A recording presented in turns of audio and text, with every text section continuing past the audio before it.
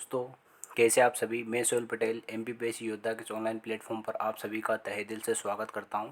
आइए शुरू करते हैं आज का अपना लेक्चर। देखो, पिछले लेक्चर में हमने क्या पढ़ा था? मध्य प्रदेश की भौतिक संरचना पढ़ा था हमने।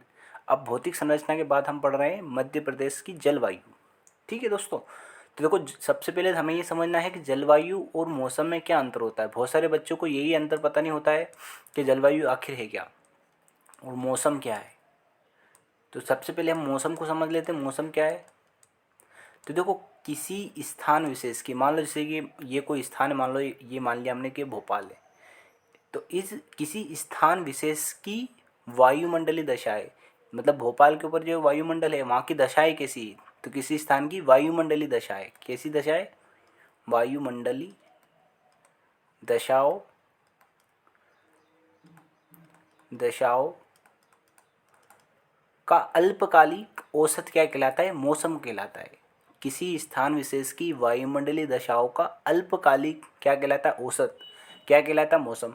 अब देखो, वायुमंडलीय दशा में क्या आएगा? जैसे भोपाल है मान लो, तो अब उसके भोपाल में उसके ऊपर, जैसे आज अगर हम देखें तो भोपाल के ऊपर जैसे हमें देखेंगे कि भैया टेम्परेचर कम है कि ज़्यादा है, कितने डिग्री तापमान है, तो इससे ये पता चलेगा। फिर दूसरा क्या पता चलेगा कि आज कहीं बारिश का मौसम तो नहीं है, हवाई विंड किस दिशा में चल रही है, कितनी स्पीड से चल रही है।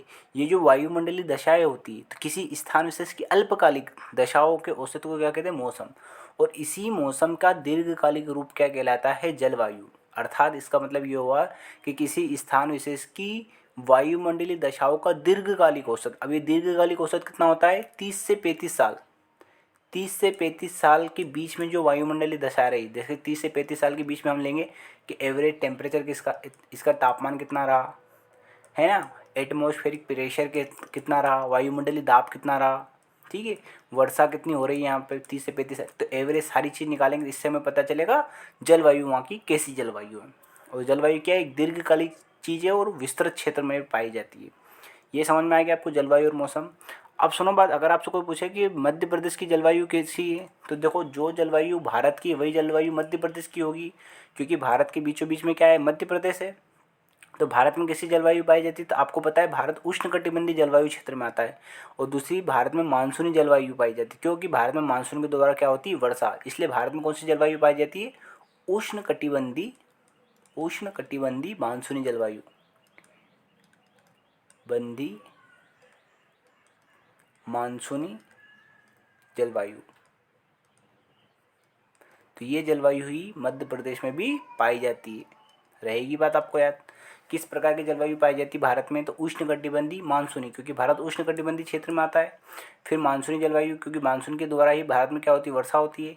जो भारत में जलवायु पाई जाएगी यही वही जलवायु किस में पाई जाएगी? मध्य प्रदेश में पाई जाएगी। अब जलवायु में भी देखो, जलवायु के भी प्रकार होते हैं। एक होती है सम जलवायु, एक होती है विषम जलवायु। सम जलवायु का मतलब क्या होता है कि यहाँ पे ग्रीष्म ऋतु, जिससे गर्मी में ज़्यादा गर्मी नहीं लगेगी आपको, मतलब साधारण गर्मी, और ठंडी में ज़्यादा ठंड भी नहीं लगेगी।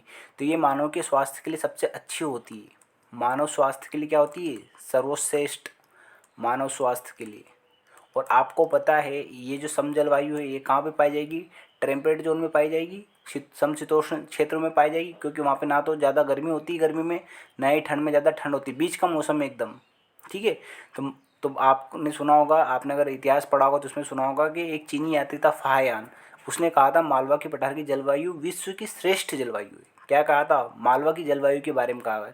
तो जलवायु में समझ में आ गया। तो जलवायु के प्रकार में क्या होता है? एक सम जलवायु होती है और एक विषम जलवायु।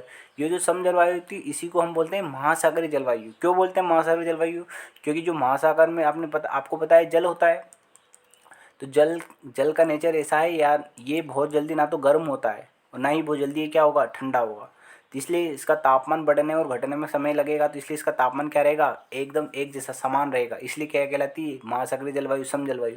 विषम जलवायु का मतलब क्या होता है? उल्टा होता है कि ग्रीष्म ऋतु में और ज़्यादा गर्मी पड़ेगी और ठंडी में और ज़्यादा ठंडी पड़ेगी, इसलिए इसको बोलते हैं विषम जलवायु। और ये कहाँ पाई जाती है? तो महाद्वीपों में पाई जाती है। क्यों? क्योंकि महाद्वीपों में क्या आता है? भूभाग आता है, लैंड आता है। तो लैंड जो होता है दिन के समय बहुत ज़्यादा गर्म हो जाता है और रात के समय बहुत ज़्यादा क्या हो जाता है? ठंडा हो जाता है। इसलिए महाद्वीपों में जो जलवायु पाई जाएगी वो कैसी जलवायु पाई जाएगी? विषम जलवायु पाई जाएगी। रहेगी बात है आपको यार, जलवायु क्या हो गए। अब देखो, हम पढ़ेंगे मध्य प्रदेश के जलवायु क्षेत्र कि मध्य प्रदेश को कितने जलवायु क्षेत्रों में बांटा गया है। ये हमारे लिए मोस्ट इंपॉर्टेंट है। कितने जलवायु क्षेत्र में बांटा गया है मध्य प्रदेश को? तो देखो मैं आपको एक चीज़ बताना चाहता हूँ कि अलग अलग बुकों में आपको अलग अलग पढ़ने को मिलेगा। वैसे मध्य प्रदेश की जलवायु को 4 भागों में बांटा गया है। मध्य प्रदेश की जलवायु क्षेत्र को कितने भागों में बांटा गया है? चार भागों में बांटा गया है, किंतु ये नाम कहीं कहीं अलग अलग मिलेंगे। जैसे यहाँ पे लिखा उत्तर का मैदानी क्षेत्र, तो उत्तर के मैदानी क्षेत्र में कुछ जलवायु पाई जाएगी। फिर है मालवा का पठारी क्षेत्र, विंध्य एवं सतपुड़ा पर्वतीय क्षेत्र और नर्मदा घाटी क्षेत्र। देखो एक डायग्राम के माध्यम से नीचे बता भी रखा है। देखो यहाँ पे देखो उत्तर का मैदानी क्षेत्र, तो देखो इस वाले क्षेत्र को एक अलग ही जलवायु क्षेत्र में डिवाइड कर रखा है, दिख रहा है मैप के माध्यम से आपको। फिर देखो मालवा का पठार, तो मालवा का पठार नहीं, मालवा का पठारी क्षेत्र, यहाँ पे कुछ जलवायु पाई जाएगी। फिर देखो विंध्य एवं सतपुड़ा पर्वतीय क्षेत्र, ये पूरा क्षेत्र आ जाएगा। देखो यहाँ पे सिर्फ विंध्य का पहाड़ी क्षेत्र लिखा है, परंतु क्या आ जाएगा? विंध्य सतपुड़ा पर्वतीय क्षेत्र। और ये रहा नर्मदा घाटी क्षेत्र, इसकी 4 क्षेत्रों में बांटा गया है। एक चीज़ और आपको याद रखना है, किसी किसी बुक में क्या कर रखा है, विंध्य पहाड़ी क्षेत्र को अलग बना रखा है, और ये वाला जो भाग है नर्मदा घाटी वाला क्षेत्र, सतपुड़ा वाले क्षेत्र को इस नर्मदा घाटी क्षेत्र में शामिल कर लिया गया है। तो ये यहाँ से ऐसा आ जाएगा ये, ठीक है। तो कन्फ्यूजन नहीं होना है आपको, ये पूरा नर्मदा घाटी क्षेत्र में शामिल कर लिया गया है। बात एक ही है, बताने का तरीका अलग अलग है बस। आ रही बात समझ में आपको? नीचे और मैप मैंने बना रखे हैं ताकि आप क्या कर सको, उसका कंपैरिजन कर सको। अब देखो यहाँ पे देखो, आप देखोगे ना जो मालवा का पठार है, देखो ये मालवा का पठार है, देखो मध्य प्रदेश के बीचों बीच में। तो इस क्षेत्र में मध्य प्रदेश में कैसी जलवायु पाई जाती है? सम जलवायु। ये मोस्ट इंपॉर्टेंट है हमारे लिए, कैसी जलवायु पाई जाएगी? सम जलवायु। तो देखो मैंने अभी ऊपर बताया आपको, सम जलवायु का मतलब क्या होता है कि ग्रीष्म ऋतु कैसी होगी? ना अधिक गर्म का मतलब साधारण गर्म होगी, और शीत ऋतु कैसी होगी? साधारण ठंडी। इसलिए मालवा की जलवायु श्रेष्ठ जलवायु, इसीलिए आपने सुना होगा मालवा के पठार का सबसे ज़्यादा विकास हुआ है। अगर आपसे कोई पूछ ले कि मध्य प्रदेश के अन्य क्षेत्रों की तुलना में मालवा का पठार का विकास अत्यधिक क्यों हुआ है, तो इसका एक कारण तो है यहाँ जलवायु। मानव के विकास की श्रेष्ठ जलवायु यहाँ पे पाई जाती है, इसलिए यहाँ पे मालवा के विकास का सबसे ज़्यादा क्या हुआ है? विकास हुआ है। रहेगी बात आपको याद। फिर देखो दूसरा क्या है, उत्तर का मैदान। देखो उत्तर का मैदान, तो देखो उत्तर वाले क्षेत्र में जाएंगे तो देखो ये समुद्री क्षेत्र से बहुत दूर हो जाएगा उत्तर का मैदान। और एक रेगिस्तान वाला, रेगिस्तान यहाँ पे लश्कर का मैदान लगा लगा, राजस्थान से लगा लगा क्षेत्र है ये। तो ये वाला जो क्षेत्र यहाँ पे पाई जाएगी विषम जलवायु, या इसको भी बोल देंगे महाद्वीपीय जलवायु। विषम जलवायु का मतलब क्या हुआ? ग्रीष्म ऋतु क्या होगी? अत्यधिक गर्म, और शीत ऋतु क्या होगी? अत्यधिक ठंडी। फिर अगला क्या आ जाएगा? विंध्य का पहाड़ी क्षेत्र। तो विंध्य का पहाड़ी क्षेत्र अगर आ जाएगा तो देखो विंध्य का पहाड़ी क्षेत्र में एक अलग ही प्रकार की जलवायु पाई जाएगी। तो देखो पहाड़ी क्षेत्र पे गर्मी में ज़्यादा गर्मी नहीं लगेगी, किंतु ठंडी में ज़्यादा ठंडी जरूर लगेगी आपको। तो यही लिखा है देखो, वैसे यहाँ पे लिखा है सम जलवायु, पर सम जलवायु नहीं है ये। कैसी जलवायु पाई जाएगी यहाँ पे? ग्रीष्म ऋतु में साधारण गर्म, परंतु शीत ऋतु में अधिक ठंडी पाई जाएगी। और फिर नीचे है देखो नर्मदा घाटी क्षेत्र। नर्मदा घाटी क्षेत्र में इसी का जस्ट उल्टा कर देना कि ग्रीष्म ऋतु में क्या होगी? अधिक गर्मी होगी, पर शीत ऋतु में सामान्य ठंड होगी। देखो जस्ट उल्टा हो गया। तो ये याद रखना है आपको। ये 4 क्षेत्रों में मध्य प्रदेश की जलवायु को बांटा गया है। जनरली आपसे यही पूछेगा कि मध्य प्रदेश में किस प्रकार की जलवायु पाई जाती है, तो मध्य प्रदेश में उष्णकटिबंधीय मानसूनी जलवायु पाई जाती है। मध्य प्रदेश के जलवायु क्षेत्र आप बता देना। और मालवा के पठार में कैसी जलवायु पाई जाती है? सम। उत्तर के मैदान में कैसी जलवायु पाई जाती है? तो विषम जलवायु पाई जाती है। ठीक है, रहेगी दोस्तों बात याद। तो देखो एक नीचे मैप भी बना रखा है मैंने। अब देखो इस मैप, ये 2 मैप क्यों बना रखे हैं? देखो अलग अलग बुकों में अलग अलग मैप दे रखे हैं। ये जो मैप देखोगे, देखो इसी मैप में क्या कर रखा है? ये विंध्य पठारी क्षेत्र के साथ किसको मिला रखा है? इसी सतपुड़ा पर्वत श्रेणी को। जिसे नीचे वाले मैप में देखोगे, देखो नर्मदा घाटी क्षेत्र में सतपुड़ा वाले क्षेत्र को मिला रखा है। तो कन्फ्यूजन नहीं होना है आपको, बहुत सिंपल सी चीज़ है। बस इतना से याद रखना, विंध्य का पर्वतीय क्षेत्र ये अलग कर दिया है। तो जब इस टाइप से हम पढ़ेंगे तो विंध्य का पहाड़ पर्वतीय क्षेत्र होगा, तो देखो मालवा के पठार के सीधे में आ रहा है एकदम। तो विंध्य के पर्वतीय क्षेत्र में कैसी जलवायु पाई जाएगी? सम जलवायु। कैसी जलवायु पाई जाएगी? सम जलवायु। देखो यहाँ पे देखो सम जलवायु।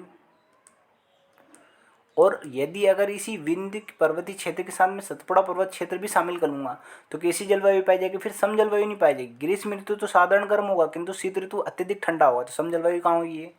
और नर्मदा घाटी में जस्ट उल्टा आ जाएगा कि ग्रीष्म ऋतु क्या आ जाएगी? अत्यधिक गर्म, और शीत ऋतु क्या आ जाएगी? सामान्य ठंडी। ठीक है, रहेगी बात दोस्तों याद आपको।